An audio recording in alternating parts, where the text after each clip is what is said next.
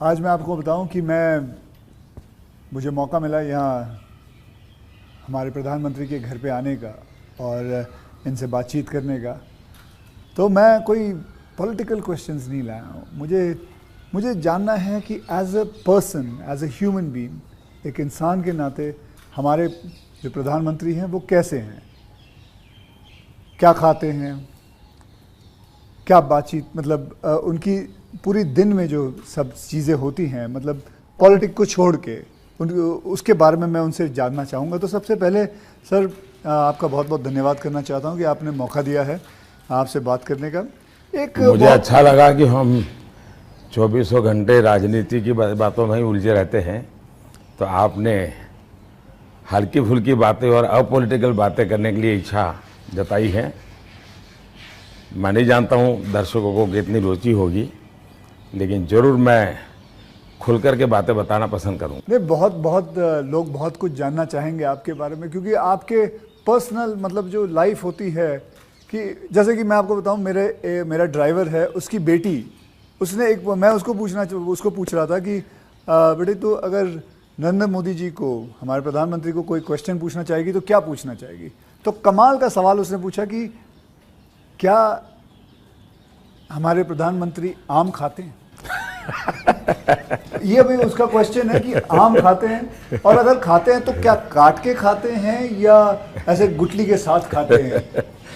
मतलब होता है ना, वॉश बेसिन के ऊपर खड़े होके गुठली के साथ आम खाना, उसका मजा ही कुछ और होता है। तो मैं जानना चाहूँगा कि आप आम खाते हो सर? एक तो मैं आम खाता भी हूँ और आम खाना मुझे बहुत पसंद भी है। अच्छा। और गुजरात में आम रस की परंपरा भी है। वो तो बहुत। लेकिन लेकिन जब मैं छोटा था तो वैसे तो कोई आम वाम खरीदना वरीदना तो हमारे लिए कोई उस प्रकार की कोई लग्जरी हमारे फैमिली थी नहीं। लेकिन कभी खेतों में चले जाते थे तो हमारा देश का जो किसान है बड़ा उदार रहता है। कोई खेत में आकर के खाता है तो कभी रोकता नहीं है, चोरी करता है तो रोकता है। तो आम के पेड़ पर जो पकी हुई आम थे वो खाना हमें जरा ज़्यादा पसंद था। यानी उतारने के बाद पकाया हुआ नहीं, नेचुरल कोर्स में पका हुआ। और फिर पूरा का पूरा, अच्छा तब तो ये हाइजीनिक की कोई समझ भी नहीं थी कि धोना चाहिए, टिकना करना, कुछ नहीं समझते थे, ऐसा ही अपना कर लेते थे। लेकिन बाद में जैसे जैसे बड़े तो कई वैरायटियों के विषय में जानने लगे, आम रस खाने की आदत लगी। लेकिन इन दोनों मुझे कंट्रोल करना पड़ता है। अच्छा, अभी फिलहाल कंट्रोल? अब फिलहाल में मुझे सोचना पड़ता है कि इतना खाऊं या ना खाऊं।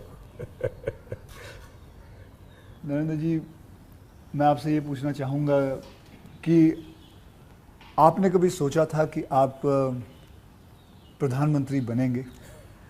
कभी आपने सोचा था? और सोचा भी था तो कौन से साल में, कौन सी उम्र में आपने सोचा था कि मैं इस देश को चलाना चाहूँगा? कभी ऐसा विचार नहीं आया। अच्छा। और सामान्य लोगों के मन में बात गले नहीं उतरती है। शायद जो बन जाते हैं सबके जीवन में ऐसा होगा। मैं नहीं मानता हूँ कि यानी कोई एकदम फैमिली ही उसी प्रकार से बैकग्राउंड वाली हो और किसी के मन में इच्छा जगती हो तो बहुत स्वाभाविक है। वरना मेरा जो फैमिली बैकग्राउंड है उसमें तो अगर मुझे कहीं अच्छी सी नौकरी की भी मिल गई होती तो शायद मेरी माँ अड़ोस पड़ोस के लोगों को गुड़ खिला देती कि चलो भाई बेटे को वहाँ नौकरी मिल गई। क्योंकि उससे ज़्यादा हमने तो कुछ सोचा नहीं था, गांव के बाहर कुछ देखा नहीं था। ये तो ऐसे ही यात्रा चल पड़ी और देश मुझे लेता चला गया। तो अपने आप ही बनते चले गए, सब कुछ जिम्मेवारी आती गई। बहुत ही मतलब नेचुरली रहा है इसमें। वैसे मुझे मेरी दृष्टि से, मेरे व्यक्तिगत जीवन की दृष्टि से अननेचुरल लग रहा है। ओके। क्योंकि मेरा बैकग्राउंड, मेरी दुनिया, आज की जो राजनीति का तौर तरीका, उसमें ये सब बैठता ही नहीं जी। मुझे भी आश्चर्य हो रहा है कि देश मुझे इतना प्यार कैसे करता है और इतना सारा क्यों मुझे देता रहता है। जहाँ तक मैंने पढ़ा है आप सन्यासी बनना चाहते थे, या आप सोल्जर या आर्मी में जाना चाहते थे, ऐसा कुछ भी? ये आपकी बात सही है, ये आपकी बात सही है। बचपन में मेरा एक स्वभाव था किताबें पढ़ना, लाइब्रेरी चला जाता था, तो बड़े बड़े लोगों के जीवन पढ़ना ये शौक़ रहता था। कभी फौज वाले यूनिफॉर्म में निकलते थे तो मुझे बड़ा देखता था, कभी बच्चे की तरह खड़े होकर के सैल्यूट कर देता था, मन करता था खुद में भी। इतने में 1962 का वॉर हो गया, तो हमारे यहाँ से दूर एक महसाना स्टेशन है मेरे गांव से, तो वहाँ स्टेशन पे सब लोग, जो फौज के लोग ट्रेनों में जाते थे, उनका बड़ा सत्कार करते थे, चाय वगैरह, तो मैं भी चला जाता था। तो जाकर के मैं भी वो, तो मुझे बड़ा मज़ा आता था। तो मन पे हो गया कि हाँ, ये देश के लिए जीने मरने वाला रास्ता है। तो कभी उस दिशा में सोचता था। इतने में एक बार मैंने कहीं पढ़ा कि गुजरात में कोई सैनिक स्कूल है, उसमें आप दाखिल हो सकते हैं। तो हमने अपना, अरे उस समय शायद 1 रुपया 2 रुपये से उसका सारा जानकारियाँ मंगवाते थे। अब हमें तो अंग्रेजी आती नहीं थी, तो हमारे मोहल्ले में एक स्कूल के प्रिंसिपल मिस्टर रास विहारी मणियार करके रहते थे, तो मैं उनके पास चला गया। मुझे कभी बड़े व्यक्ति से मिलने से कभी संकोच नहीं होता था, ऐसे ही फिर चला गया मैं बाहर। ये बात सही है कि भीतर मन में था, तो मैं रामकृष्ण मिशन में चला गया। एक स्वामी आत्मस्थानंद जी हुआ करते थे, अभी उनका करीब 100 ईयर उम्र में अभी स्वर्गवास हुआ। तो मैं सीएम बना तो मेरे घर उनको फिर बुलाया मैंने, प्रधानमंत्री बना तो उनके यहाँ चला जाता था। अभी कलकत्ते में अस्पताल में थे तो 2-3 बार हो आया था मैं। तो वो बड़ा बहुत मुझे प्यार करते थे, समझाते थे ज़िंदगी क्या है, टिकना क्या है। रामकृष्ण मिशन आश्रम में कुछ समय रखते थे मुझे। विवेकानंद जी जिस कमरे में रहते थे उसमें मुझे घंटों तक बैठने के लिए मौका देते थे। तो ये सारे नए नए अनुभव होने लगे। फिर हिमालय की दुनिया में चल पड़ा, बहुत कुछ भटका, बहुत कुछ घुमा, दुनिया देखी, और ये सब 18-20 साल 22 साल की उम्र में ही करता रहा मैं। लेकिन कुछ कन्फ्यूज़न भी था, कुछ इरादे भी थे, कोई गाइडेंस भी नहीं मिल रहा था, लेकिन मन में सवाल खुद पैदा करता था, जवाब खुद ढूंढता रहता था। ऐसे भटकता भटकता भटकता यहाँ पहुँच गया। तो आपकी लाइफ को मैं अभी आपकी बात मैं सुन रहा हूँ, तो मुझे लगता है अगर आप प्रधानमंत्री नहीं होते तो जिस हिसाब से आप बता रहे हो तो सन्यासी ज़्यादा लगते थे, मतलब सन्यासी बन जाते थे अगर आप। वैसे मैं क्या बनता ये कहना अभी कठिन लग रहा है, क्योंकि जो सोचा नहीं वो बन गया। वो तो हमेशा होता है, मेरे साथ भी। मैं भी आपको अगर एक किस्सा सुनाऊंगा तो मेरे साथ भी ऐसा ही कुछ हुआ है। मैं क्या बनने वाला था, मैं एक मार्शल आर्ट का टीचर बनना चाहता था, कहाँ मैं फिल्मों में आ गया और फिल्मों में आते आते हीरो बन गया। मैं आपसे क्या, हमारे प्रधानमंत्री जी को मैं ये जानना चाहता हूँ, गुस्सा आता है? और मतलब क्योंकि देखिए सबको गुस्सा आता है, आई एम श्योर आपको भी गुस्सा आता है। अगर आता भी है तो उस गुस्से में आप क्या करते हो? वो गुस्सा निकालने के लिए किस पे निकालते हो और कैसे निकालते हो? मेरे लिए ये कभी कोई कहेगा कि मुझे गुस्सा नहीं आता है तो बहुत लोग को सरप्राइज होता है। आपको गुस्सा नहीं आता? मैं बताता हूँ। अच्छा। सरप्राइज होता है। इसलिए ये कहना कि राजी नाराजी गुस्सा ये मनुष्य के स्वभाव के हिस्से हैं। अच्छा। जिंदगी उसके बिना हो नहीं, हर प्रकार की चीज़ें हर के अंदर होती हैं। लेकिन जो मेरा 18-22 साल की ज़िंदगी का जो एक बड़ा तबका था, वहाँ जो मेरी ट्रेनिंग हुई उसमें ऐसी बातें थी जिन लोगों से सीखता था कि आपके जीवन में स्वभाव में ईश्वर ने सब दिया है। अब आपको तय करना है कि जो अच्छी चीज़ है उसको बल देते हुए कैसे बढ़ना। तो फिर ये चीज़ें हैं जो नेगेटिविटी लाती है वो रुकती है। मैं कह सकता हूँ कि मैं इतने लंबे समय तक मुख्यमंत्री रहा, इतने समय तक प्रधानमंत्री रहा, लेकिन चपरासी से लेकर के प्रिंसिपल सेक्रेटरी तक मुझे कभी गुस्सा व्यक्त करने का अवसर नहीं आया, कभी नहीं आया। लेकिन मैं आपको बताऊं, बाहर जो आपकी छवि है वो एक बहुत ही स्ट्रिक्ट एडमिनिस्ट्रेटर के नाम पे है। स्ट्रिक्ट अलग चीज़ है। हाँ। मैं स्ट्रिक्ट हूँ, डिसिप्लिन हूँ, लेकिन मैं किसी को नीचा दिखा करके अपमानित करके काम नहीं करता। मैं उसको प्रेरित करता हूँ। कभी कोई चीज़ है तो मैं खुद हेल्पिंग हैंड के रूप में खड़ा हो जाता हूँ।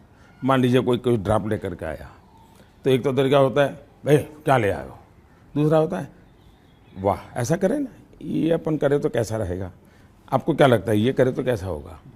तो क्या होता है, मेरी 10 मिनट पहले ही इन्वेस्ट हो जाती है, लेकिन वो मुझे समझ पाता है। तो अगली बार जब वो आता है तो मुझे मेरा समय ही नहीं जाता, वो मेरी कल्पना के अनुसार चीज़ लेकर के आ जाता है।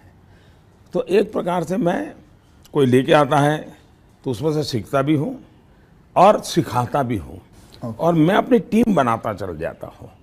तो मेरे प्रेशर हैं, स्ट्रेस हैं, वो नीचे नीचे नीचे डिवाइड होते चले जाते हैं। तो मेरे पास कुछ बचता ही नहीं है।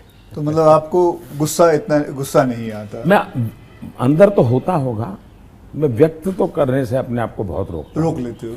होता क्या है जी, कभी मान लो एक मीटिंग में आपने गुस्सा कर दिया तो मीटिंग का एजेंडा वगैरह सब छूट जाता है। हर एक के मन पे वो 2-3 मिनट की समय रहता है, वही छाया रहता है, वो बहुत नुकसान करता है जी। तो मैं जैसे मुझे गुस्सा आता है तो मैं आपको बताऊं, गुस्सा एक निकालना बहुत अच्छी बात है। मैं छोटा मुँह और बड़ी बात, मैं आपसे बहुत छोटा हूं, और मैं कहूँगा कि आप है ना गुस्से को जो है अंदर ना रखें, उसे निकालें। जैसे मैं निकालता हूँ, क्या करता हूँ, एक बॉक्सिंग बैग घर पे रखा हुआ है, जितना हो सकता है सुबह 4:30-5 बजे मार लेता हूँ और अपना गुस्सा निकाल लेता हूँ, और फिर थक हार के बस, या कभी समुद्र किनारे चला जाता हूँ और जोर से चीखता हूँ, कोई भी नहीं होता है। नहीं, इसके लिए एक अलग तरीका है। अच्छा, मन की स्थिति के लिए। ओके। एक तो होता है चेहरे पर, बॉडी पे गुस्सा आना और शब्दों में व्यक्त होना। दूसरा होता है आपके इमोशंस को। मैं अपने अंदर एक चीज़ डेवलप की थी, ऐसी कोई घटना है जो मुझे पसंद नहीं आई है और मेरा मन करता है कि ऐसा क्यों हुआ। कभी होता था मेरे साथ ऐसा क्यों हुआ, कभी होता था मैंने ऐसा क्यों किया, मुझे ऐसा नहीं करना चाहिए था। और कभी ईगो बीच में आता है तो मैं व्यक्त भी नहीं करता हूँ, भाई आई एम सॉरी, मेरे से ये गलती हो गई, मनुष्य है। तो मैं क्या करता था, अकेला कागज़ लेकर के बैठता था, उस सारी घटना का वर्णन लिखता था, कैसे हुआ, क्या हुआ और मैंने क्या किया, क्यों किया, खुद ही। और उसमें जस्टिफाई करने की कोशिश नहीं करता था। फिर उसको मैं फाड़ करके फेंक देता था, पढ़ता भी नहीं था दोबारा। फिर भी मेरा मन शांत नहीं होता था, पूरी कथा दोबारा लिखता था, 3 पेज, 4 पेज, 5 पेज, उसमें उस सारे घटनाक्रम को डाल के पूरे पेपर पे रख देता, फिर से एक बार जीवंत कर देता था। इससे क्या होता था कि वो चीज़ें, मेरी जो इमोशंस है उस कागज़ के अंदर आकर के फिर वो जल जाती थी। तो मैं एक प्रकार से फिर उस प्रक्रिया के दरमियान जो पहले मुझे सच लगता था कि मैं सच हूँ, 2-3 बार लिखने के बाद मुझे लगता है नहीं ये गलत है, मैं सच नहीं था, मैं ही गलत था। अच्छा, ये मैं आइडेंटिफाई कर लेता हूँ उसमें से। तो मतलब ये आपका तरीका है? हाँ, ये आप लेकिन अब वो नहीं रहा, इतना समय नहीं है। अच्छा, यानी मैंने अपने आप को ट्रेन उस प्रकार से किया था। से इतना बड़ा आपका घर है, जैसे मैं अपने घर पे अपनी माँ के साथ रहता हूँ, आपका मन करता है सर आपकी माँ, आपके भाई, आपके सारे जितने भी रिश्तेदार हैं आपके साथ घर पे रहें? पहला है कि अगर मैं पीएम बनकर के घर से निकला होता तो स्वाभाविक रूप से मेरा मन रहता है कि भाई सब वही रहे। मैं एक ज़िंदगी की बहुत छोटी आयु में सब कुछ छोड़ चुका हूँ, बहुत छोटी आयु में। मन नहीं करता माँ? बहुत छोटी आयु में छोड़ दिया। छोड़ दिया, उसके कारण वो ज़िंदगी ऐसी थी जो टोटली डिटैच बन गई है। और इसलिए जिसको कहे लगाव, मोह, माया, क्योंकि मेरी वो जो ज़िंदगी में जो घर छोड़ करके निकल गया था, वो जो ट्रेनिंग हुई वो उस प्रकार की हुई। और उसके कारण एक अवस्था के बाद छोड़ना है तो मुश्किल जाता है। उस समय जब छोड़ा तब तकलीफ हुई होगी, लेकिन अब ज़िंदगी वो बन गई। लेकिन फिर भी कभी माँ को बुला लिया था मैंने, कुछ दिन उनके साथ बिताए थे। अच्छा। मैंने, पर फिर भी जैसे मेरी माँ मुझे कहता है भाई तुम मेरे पीछे क्यों समय खराब करते हो, और मैं यहाँ क्या करूँगी तुम्हारे साथ रह के। मैं अपना चली जाती हूँ, मैं अपने पुराने गांव के जो लोग हैं कभी यहाँ मिलने आते तो बातें होती है, अपनी बातें होती, तुम्हारे साथ मैं क्या बात करूँ। तो स्वाभाविक है किसी का मन मेरे साथ नहीं लगेगा। तीसरा, मैं भी समय नहीं देता, जितने दिन माँ यहाँ रही तो मैं अपनी शेड्यूल में ही लगा रहता था, तो एक आध बार साथ में खाना खा लेता था। फिर मुझे भी कभी पेन होता था कि मैं रात को 12 बजे आता हूँ तो माँ को दुख हो रहा है कि क्या कर रहा है। मुझे अभी भी याद है, मैं आपसे जब पहली बार आपसे जब मैं मिला था तो मैं गुजरात में आपसे पहली बार मिला था जब आप वहाँ सीएम थे। तो उस वक्त एक या दो मतलब मैंने आपको एक दो चुटकुले सुनाए थे और आपने भी मुझे एक चुटकुला सुनाया था। तो मैं ये जानना चाहता हूँ कि आपका ह्यूमर अब प्रधानमंत्री बनने के बाद इंटैक्ट है? आप ह्यूमर मेरे परिवार में मेरी एक तो विशेषता मैंने है। जैसे आपको बताया आपकी छवि बहुत स्ट्रिक्ट है। आपका मतलब मैंने आपके जो साथ में जो काम करते हैं कई लोगों से ऐसे ही बातचीत करते वक्त वो बातें यार बड़ा काम करवाते हैं, तो वो जो एक बहुत स्ट्रिक्ट एडमिनिस्ट्रेटर, एक स्ट्रिक्ट हेडमास्टर, ऐसा लगता है मतलब हाथ में छड़ी होगी उनके। तो अभी भी आपका ह्यूमर एक बात तो ये जो छवि बनाई गई वो सही नहीं है। अच्छा, वो अलग बात है। सही नहीं है। और कोई ये कहता है कि मैं काम करवाता हूँ, शायद वो सही रूप में एनालिसिस नहीं कर रहा है जी। वो ये कहे कि हाँ काम बहुत करना पड़ता है, उसमें सच्चाई है। ओके। लेकिन मैं किसी को दबाव नहीं करता हूँ। लेकिन वो जब खुद मुझको देखते हैं, पहले जैसे ऑफिस से आमतौर पे प्रधानमंत्री 6-7 बजे निकल जाते थे, दोपहर में भी 1-2 घंटे वो ऑफिस में नहीं रहते थे। मैं सुबह से जाता हूँ, देर रात तक बैठता हूँ, तो वो भी देखते हैं कि भाई ये खुद मेहनत करते हैं। तो फिर उनको लगता है कि ये कोई हमसे मजदूरी नहीं करवाते, वो खुद बैठते हैं। तो कोई काम है तो मैं रात को 11 बजे फ़ोन करूँगा, अरे भाई उसका क्या हुआ, तो उनको लगता है कि ये अभी भी काम कर रहा है। तो एक प्रकार से एक टीम का स्पिरिट बन जाता है, एक वर्क कल्चर आप डेवलप करते हैं।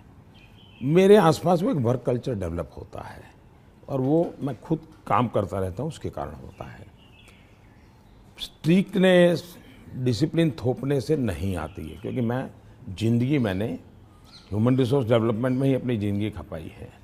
आप लोगों को अच्छा झूठ बोल कर इम्प्रेस भी नहीं कर सकते हो लंबे अरसे तक। वो सब देखते हैं आपको कि या बात ऐसी करते हो, करते ऐसे हो। तो आप जैसे हैं वैसे रहो और उनसे काम करिए। हाँ, मैं काम के समय काम में रहता हूँ, इसलिए इधर उधर की बातें समय ख़राब नहीं करता हूँ मैं। दूसरा, मान लीजिए मैं मीटिंग कर रहा हूँ और कोई मोबाइल फ़ोन अपना समय बिगाड़ रहा है, तो मैं फिर उनकी तरफ जा, अच्छा बताइए अभी मैं जो विचार कह रहा था क्या हुआ, तो उनका ध्यान नहीं था। तो उनको लगता था मोबाइल फ़ोन में मैं ट्विटर देख रहा था। तो तब से मेरी मीटिंग में लोग समझ गए कि मोबाइल फ़ोन लेके नहीं जाना चाहिए। मैं किसी से भी मिलता हूँ, कोई भी व्यक्ति आएगा, मेरा कभी बीच में फ़ोन नहीं आता है जी। मैं किसी को नहीं कहता। मानता हूँ, मैं भी आपसे 2-3 बार मिला हूँ, आपने मतलब इट इज। तो ये मैंने डिसिप्लिन खुद के जीवन में लाया, तो सामने वाले को लगता है कि यार ये टोटली मेरे लिए डेडिकेटेड टाइम था, इन्होंने कोई उपयोग नहीं किया। इन चीज़ों का एक प्रभाव पैदा होता है। जहाँ तक ह्यूमर का सवाल है, मेरे परिवार में हमेशा एक कल्पना थी, कभी पिताजी राजी नाराज़ी हुए हो, कभी छोटी मोटी हो, तो हमेशा मैं पूरे माहौल को एक आधे मिनट में हल्का कर देता था। ये मेरा एक स्वभाव था। आज भी मुझे वो करने का मज़ा आता है, शब्दों से खेलना वगैरह। पर अब क्या हो गया है जी, हर चीज़ के अलग अर्थ निकाले जाते हैं, आधा अधूरा वाक्य उठा करके उछाल दिया जाता है। तो अब डर लगता है कि कहीं जा कर के इरादा वो नहीं होता है, हंसी मजाक कहावत सब होना चाहिए, लेकिन अब दुरुपयोग हो जाता है तो डर लगता है। आज ये सोशल मीडिया की वजह से लोग कोई भी शब्द कोई भी उल्टा सीधा करवा के, सोशल मीडिया के बजाय टीआरपी वाले, परेशानी टीआरपी वाले करते हैं। तो आप जरा अपना ह्यूमर को बचा के रखते हो, लेकिन अपने दोस्तों के साथ आपके जो दोस्त हाँ, वो तो आज भी चलता है जी। मेरी कैबिनेट मीटिंग का ब्रीफिंग होता है, तो मेरे जो जूनियर अफसर हैं, वैसे वो बेचारे संकोच करते हैं, क्योंकि उनके लिए पीएम जो एक ऑरा बना हुआ है दुनिया में, वो तो बड़ा अलग है। मैंने वो ऑरा रखा नहीं है, मैं दोस्ताना करता हूँ, तो मैं उनको चुटकुले सुनाता रहता हूँ कभी कभी। तो ऑपोजिशन पार्टी में आपके कोई दोस्त हैं? बहुत दोस्त हैं, बहुत अच्छे दोस्त। तो आप अभी भी उनके साथ कभी चाय पीना? बहुत अच्छे दोस्त हैं, हम लोग साल में 1-2 बार साथ खाना भी खाते हैं। अच्छा। हाँ, अब मैं खैर वो फॉर्मल होता है, क्योंकि लेकिन हम तो कहते हैं- कैमरा में देखते हैं, हम तो मीडिया के सामने, मीडिया जो दिखाती है हम तो वही देखते हैं, हमको तो पता ही नहीं एक होता बहुत पहले की बात है, जी। तब तो मैं मुख्यमंत्री भी नहीं था, लेकिन किसी काम से मैं शायद पार्लियामेंट गया था और गुलाम नबी आज़ाद और मैं बड़े दोस्ताना अंदाज में गप्पे मार रहे थे। फिर हम बाहर निकलते तो मीडिया वालों ने पूछा, कह रहे यार आप लोग इतने पक्के दोस्त। तो मारते हो, फिर तुम तो बोले आरएसएस वाले हो, ये गुलाम नबी से तुम्हारी दोस्ती कैसे है? हाँ तो फिर गुलाम नबी ने अच्छा जवाब दिया। हम दोनों खड़े थे, वो कहा देखो भाई, बाहर जो आप लोग सोचते हो ऐसा नहीं है, शायद एक फैमिली के रूप में हम लोग जितने जुड़े हुए हैं सभी दल के लोग, हाँ वो शायद बाहर कल्पना नहीं कर सकते। आपको हैरानी होगी, और वैसे मैं ये बोलूँगा तो चुनाव में मेरा नुकसान भी हो सकता है लेकिन ये ममता दीदी हाँ साल में आज भी मुझे 1-2 कुर्ते वो खुद सिलेक्ट करने जाती है और मेरे लिए 1-2 कुर्ते भेजती है। अच्छा, that is something very big to know about. Sir अच्छा, वो मिठाई भी बांग्लादेश के प्रधानमंत्री हैं शेख हसीना जी, तो मेरा दौरा हुआ तो ऐसे ही बंगाली मिठाइयों की चर्चा चली, तो आज भी वो साल में 3-4 बार कोई न कोई बंगाली नई मिठाई होगी तो स्पेशली ढाका से मुझे भेज देती है। अच्छा वहाँ से। हाँ, स्पेशली बड़ा आग्रह करके। तो ममता दीदी को पता चला तो वो भी साल में 1-2 बार मेरे लिए कुछ न कुछ बंगाली मिठाई जरूर भेज देती है। मोदी जी, मैं आपसे एक बात जानना चाहूँगा। मैंने ये सुना है, जब मैं पिछली बारी आई थिंक पिछले साल मैंने ये सुना था कि जब आप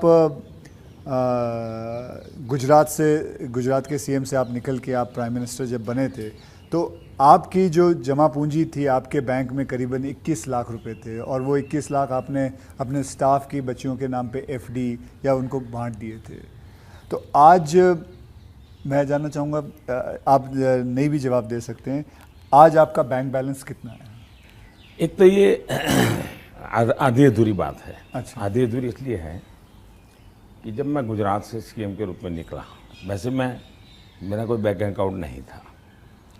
सीएम बनने के बाद एमएलए बना तो मेरा तनख्वाह आना शुरू हो गया। आपकी बैंक अकाउंट नहीं? उसके पहले नहीं था कुछ। अच्छा, हाँ। हाँ, एक बचपन में निकाला था, तो वो भी एक बड़ी लंबी कथा है।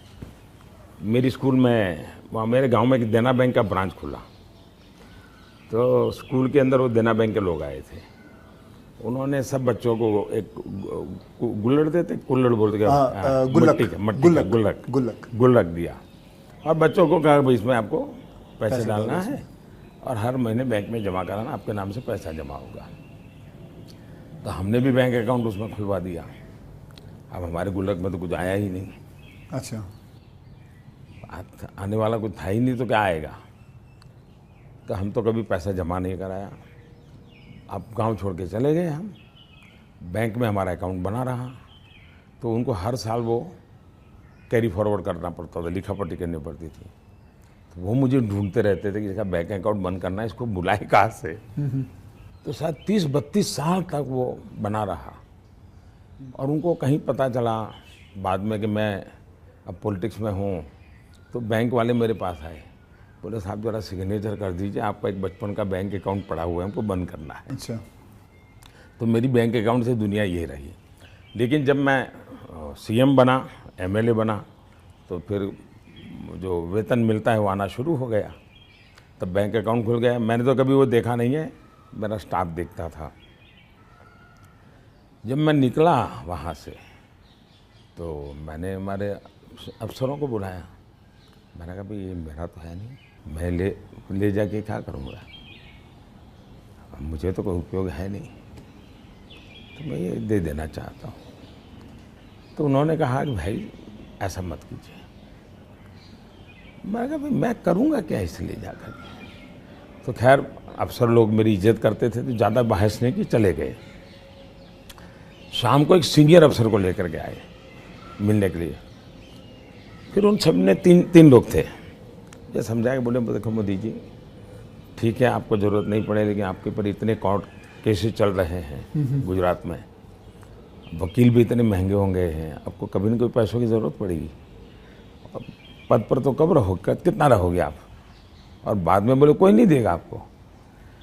तो हमारी प्रार्थना है कि तो ऐसा मत कीजिए। तो मैंने कहा क्या करूं? बोले ठीक है, आपकी इच्छा है तो कुछ हिस्सा दीजिए। तो उसमें से मैंने फिर 21 लाख रुपया दिया।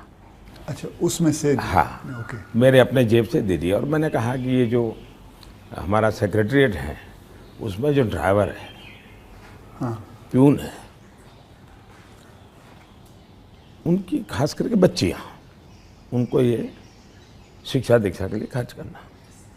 अभी वो फाउंडेशन शायद बनाया हुआ है गुजरात सरकार ने, और उसमें से वो मदद कर भी रहे हैं। फिर वहाँ मुझे एक सरकार की तरफ से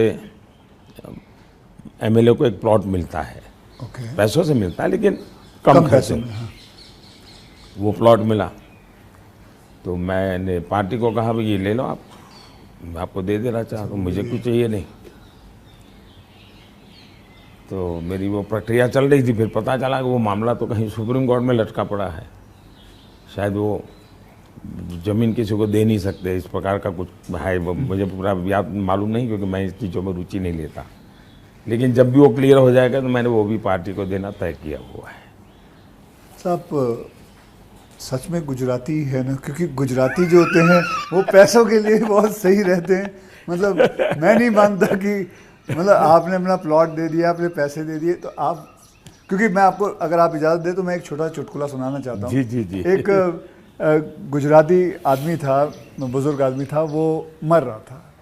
तो वो कहता है, मेरी गुजराती ज़रा इतनी ठीक नहीं है, लेकिन वो कहता है कि मारो दीकरो क्यां छे, मतलब मेरा बेटा, तो बेटा अगर डैडी हूँ यहाँ छू, मारी दीकरी क्यां छे, डैडी हूँ यहाँ छू, मेरी बीवी कहाँ है, मैं भी यहाँ हूँ, आप तीनों यहाँ हैं तो दुकान पे कौन है? तो सारे के सारे इधर ही आ गए हो, तो मेरे दुकान पे कौन है? क्योंकि मैं मानने को तैयार नहीं हूँ कि, क्योंकि मैंने देखा है गुजरात, मेरे बहुत सारे गुजराती दोस्त हैं, गुजराती जो होते हैं वो अपने पैसों को बहुत सही संभाल के रखते हैं, वो अपने पैसों से दूर नहीं रहते। मैं आपको एक चुटकुला सुना दूँ। जो ठीक है, ये बहुत बड़ी बात। ओके। हमारे यहाँ चुटकुला चलता है कि एक बार प्लेटफॉर्म पर ट्रेन आई, रेलवे ट्रेन में। हाँ। तो ऊपर ही बर्थ पे कोई पैसेंजर सोया हुआ था। तो उसने देखा स्टेशन आया, तो उसने खिड़की में आवाज़ लगा के बाहर किसी को पूछा कि भाई कौन सा स्टेशन आया।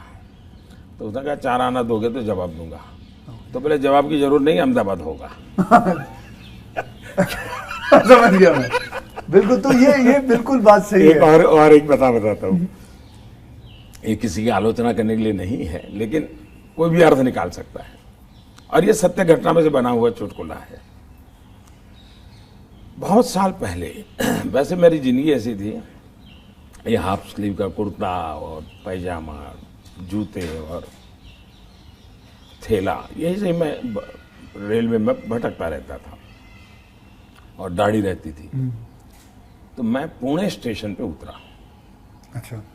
और कोई मेरे पास ज़्यादा सामान तो था नहीं, मेरा एक वो झोला था, एक अखबार था हाथ में। तो मैं पैदल चला जा रहा था, मुझे पुणे में आरएसएस दफ्तर में जाना था।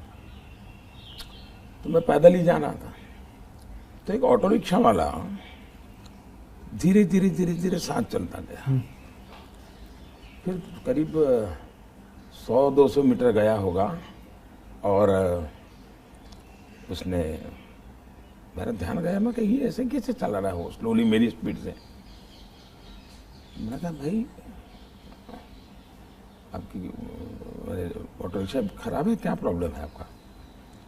तो उसने कहा साहब आप नहीं बैठोगे? मैंने कहा क्यों, मैं तो पैदल जा रहा हूँ।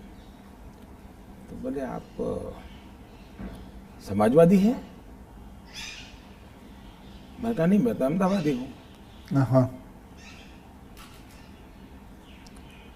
तो मैंने कहा क्यों समाजवादी क्यों? ये बोले समाजवादी लोग, बोले हमारे पुणे के समाजवादी जो लोग हैं वो स्टेशन में पब्लिक के सामने ऑटो रिक्शा में नहीं बैठते हैं, दूर जाके गुपचुप बैठ जाते हैं। ऐसा क्यों? लोगों को इम्प्रेशन रहे कि वो मेहनत करते हैं, सादगी वाले हैं। ओके, अच्छा। तो बोले मुझे भी लगा शायद आप समाजवादी हैं, तो औरों की तरह आप भी थोड़ी देर के बाद बैठ जाओगे। तो बोले इसलिए मैं चल रहा था। तो जब उसने मुझे पूछा आप समाजवादी हो, तो मेरा तुरंत जवाब था मैं अहमदाबादी हूँ। आइए सर, एक थोड़ा चलते चलते बात करें आपसे। सर, आपसे मैं पूछना चाहता हूँ कि अगर आपको कभी एक अलादीन का चिराग मिल जाए और जिन कहे कि आपके 3 विशेस हैं, तो वो आपके 3 विशेस क्या होंगे? देखिए, अलाउद्दीन चिराग मुझे मिल जाए और सचमुच में उसके पास ताकत होगी जी, तो मैं उसे कहूँगा कि तुम जितने भी ये समाजशास्त्री हैं या जो एजुकेशनलिस्ट हो, उनके दिमाग में भर दो कि भावी पीढ़ी को ये अलाउद्दीन चिराग वाली कथा सुनाना बंद करें कि ऐसा कोई अलाउद्दीन होता है और वो इच्छाएं पूरी करता है। मैंने कहा उसको मेहनत करना सिखाओ। मैं कभी एक्सपेक्ट नहीं कर रहा था आप ये जवाब दोगे। मुझे लगा आप कोई 3 विशेस आप सोचोगे कि क्या है 3 विशेस, लेकिन ये एक बहुत ही सही तरीका है। आलसपना जो होता है वो यही चीज़ों से आता है। यार आई विश मुझे ये मिल जाए, बैठे बैठे मिल जाए। तो ये जो आपने जो किया हुआ है, ये जो कहा हुआ है, बिल्कुल सही कहा हुआ है। ये मूल तो है बाहर से आई हुआ चिंतन है जी, मैंने रिसर्च नहीं किया है। हाँ, ये हमारे यहाँ मूल चिंतन ऐसे नहीं है। मूल चिंतन तो हमारे यहाँ परिश्रम का है जी। हमारे यहाँ ये नहीं है कि भाई ऐसे ही कुछ आकर के कोई दे देगा, ऐसा नहीं है जी। एक ना एक दिन तो सभी को रिटायर होना होता है, आपको भी रिटायर होना पड़ेगा। तो आपने कभी पोस्ट रिटायरमेंट प्लान सोचा है कि आपने जब ये सब कुछ ख़त्म हो जाएगा, मतलब आप पॉलिटिक्स से संन्यास ले लेंगे, तो आपके आगे जाके आपने क्या करना है? एक बड़ा इंटरेस्टिंग चीज़ बताता हूँ आपको। जी, हम लोगों की एक मीटिंग थी इनर सर्कल की। अटल जी थे, आडवाणी जी थे, राजमाता सिंधिया जी थी, जी, सिकंदर बख्त साहब थे, प्रमोद महाजन भी थे, और उसमें सबसे छोटी आयु का मैं रहता था। तो बातें चली, उसमें से ऐसे ही अभी मीटिंग शुरू होना बाकी था, ऐसे गप्पे चल पड़े कि भाई रिटायरमेंट के बाद क्या करेंगे। तो सबने कुछ न कुछ अपना बताया। प्रमोद महाजन इसको बड़ा लोगों को खुद करके निकालते थे। अच्छा, प्रमोद जी की व्यक्तित्व की विशेषता थी, उनका जीवन बड़ा विविधताओं से भरा था। अनेक प्रकार की एक्टिविटी से वो अपने आप को जोड़े रखते थे। मुझे पूछा, मैंने कहा भाई मेरे लिए तो बड़ा कठिन है, क्योंकि मुझे कुछ नहीं आता है। मैंने कभी इस सारी चीज़ों में सोचा ही नहीं। मैंने तो जब जो जिम्मेवारी मिले उसी को जिंदगी माना है।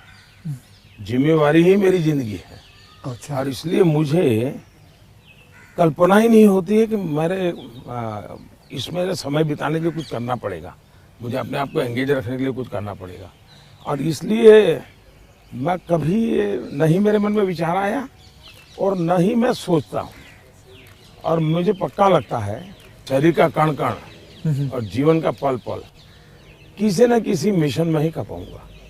ये आपने सोचा हुआ है? ये शायद सोचना नहीं है जी, मेरे पास इसके सिवाय कुछ मुझे पर कौशल्य ही नहीं है। मैं जिस हिसाब से आप बताते हो कि मुझे लगता है आप ज़िंदगी में, मतलब जब सीएम से यहाँ जब पीएम बने थे, तो मैं ये जानना चाहूँगा कि सबसे वैल्यूबल चीज़ आप क्या लेके आए थे यहाँ इस घर के अंदर? इस घर के अंदर सबसे वैल्यूबल चीज़ आपकी क्या रही थी? अगर मैं, वैसे ये पूरी बातचीत आपने पहले ही मुझे कहा कि मैं तो कोई राजनीति की चर्चा करना नहीं चाहता, नहीं, लेकिन कुछ मात्रा में मैं कह सकता हूँ कि प्रधानमंत्री बनते समय शायद और प्रधानमंत्रियों को ये बेनिफिट नहीं मिला है जो मुझे मिला है।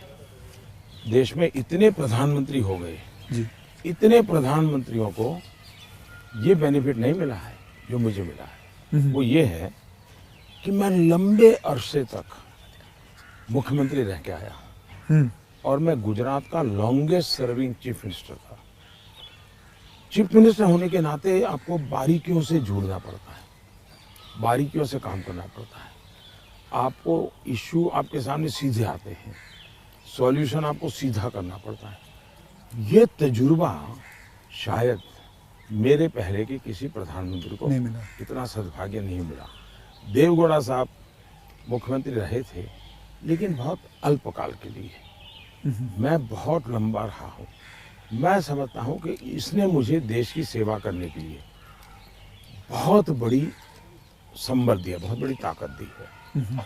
ये मैं अपना एक मान सकता हूँ कि वहाँ से मैं लेकर के आया, ये जो देश के काम आ रहा है। आप जैसे मैं जानता हूँ, जैसे मैं आपके एक स्टाफ मेंबर से भी बात कर रहा था, आप 3 या 4 साढ़े 3 घंटे ही सोते हैं। मतलब 7 घंटे तो सोना एक अमूमन एक शरीर को चाहिए। आप 3.5 घंटे ही सोते हो। ये बात आपकी सही है। मेरे जो जितने मेरे साथी हैं, मेरे जानने वाले लोग हैं, या हमारे जो अब सरकार में आया हूँ तो डॉक्टर भी रहते हैं, उन सबका मेरे से एक ही आग्रह रहता है कि मेरी नींद में बढ़ाऊं। राष्ट्रपति ओबामा जब मुझे मिले तो वो भी सबसे पहले मेरे से इसी के में उलझ गए।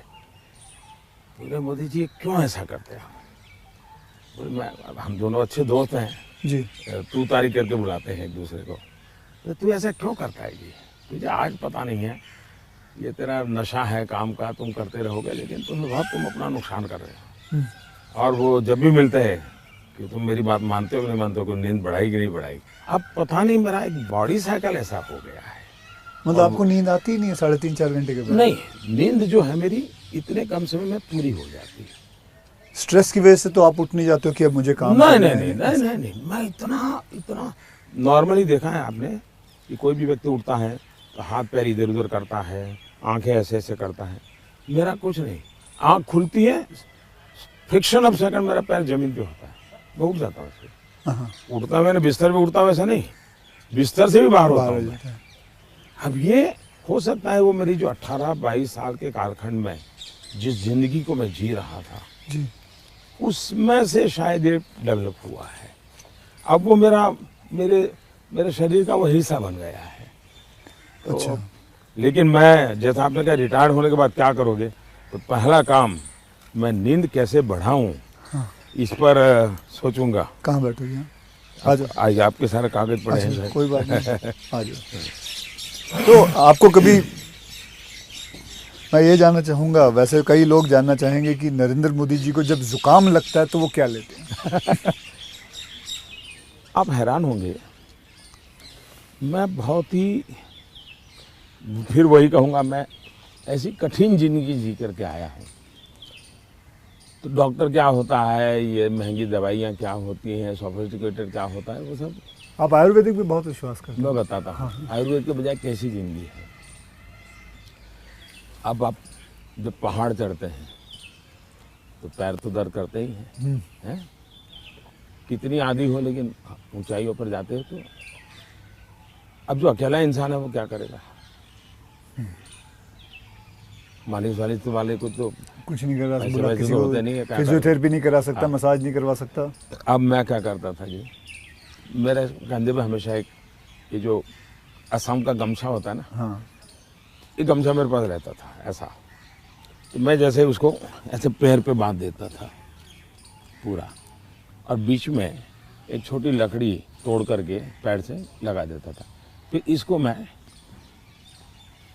कर्व करता था। अच्छा। तो प्रेशर आता था, ऐसा पूरे बॉडी को मैं अपना मसाज खुद ऐसा तरीका रखता था मैं। तो ऐसी चीज़ें मैं इवॉल्व करता था अपने लिए। मैं बहुत साल पहले कैलाश यात्रा पे गया था पैदल। टोटल यात्रा करीब 1000 किलोमीटर का था, पैदल गया। कुछ और भी लोग थे, बड़े धनी लोग भी वहाँ कभी कभी यात्रा में आते थे। अब बहुत बड़े बड़े महंगे वो चमड़ी बचाने के लिए सब लेकर के आए हुए थे। मेरे पास तो कुछ था, मेरे पास कैस्टर ऑयल था, और वो भी रॉ, सीधा वो घानी से निकाला हुआ। तो उसकी स्मेल भी बहुत ख़राब होती है, तो मैं उसी को लगाता था। अब ये लोग 5वें-6ठे दिन मुंह नहीं धो सकते थे, क्योंकि उनकी चमड़ी जल करके चीर करके लटक गई थी। तो वो बड़े परेशान रहते थे। तो मुझे कुछ नहीं होता था, बड़ा मैं तेज तर्रार रहता था। तो मुझे पूछने लगे कि आप क्या करते हो? मैंने कहा कुछ नहीं भाई, कैस्टर ऑयल लगाता हूँ मैं। तो रात को हम जब पहाड़ चढ़ करके रात्रि मुकाम होता था, ये मेरे पास आ जाते थे। बुखार को एक एक बूंद कैस्ट्रोल में से ले जाता था। जुकाम होता है तो मैं गर्म पानी पूरा समय पीता हूँ। गर्म पानी, गर्म पानी, उसमें दूसरा कोई शहद या कुछ? कुछ नहीं, सिंपल गर्म पानी। दूसरा हो सके तो फास्टिंग करता हूँ। अच्छा, फास्टिंग यानी एकदम से सिवाय पानी कुछ नहीं, एक दो दिन 24 घंटे 48 घंटे ज़्यादा नहीं करना पड़ता। तीसरा, ये सरसों का तेल होता है, उसको थोड़ा गर्म करके रात को 2-3 बूंद डाल देता हूँ। जलन बहुत होती है, लेकिन ये मेरा 1-2 दिन में क्लियर कर देता है। तो ऐसे ही जीने की आदत है। मैं कुछ चीज़ें करता हूँ, वो मैं पूछना चाहूँगा आपसे। मैंने चीज़ फॉलो की है जिसको कहते हैं कि 7-12-5 × 40, यानी 7 बजे मैं ब्रेकफास्ट कर लेता हूँ, 12 बजे मैं अपना लंच खा लेता हूँ और 5 बजे डिनर खा लेता हूँ। और × 40 यानी कि जब भी एक गस्सा खाता हूँ उसे 40 बार चबाना है। तो ये मैंने अपने शास्त्रों में पढ़ा है, कई लोगों से बात की है, तो आप इससे सहमत हैं? बिल्कुल सहमत हूँ, और ये बिल्कुल सही रास्ता आपने चुना हुआ है। हमारे देश में मूल आदत यही है। हाँ, ये वेस्टर्न जो वर्ल्ड आया, उसने फिर धीरे धीरे इसमें ये बदलाव किया कि लोग, वरना हमारा किसान आज भी गांव में सूर्यास्त के पहले, नहीं लेना सर? मैं नहीं लेता जी, नहीं, सूर्यास्त के पहले थैंक यू, खाना खा लेता है।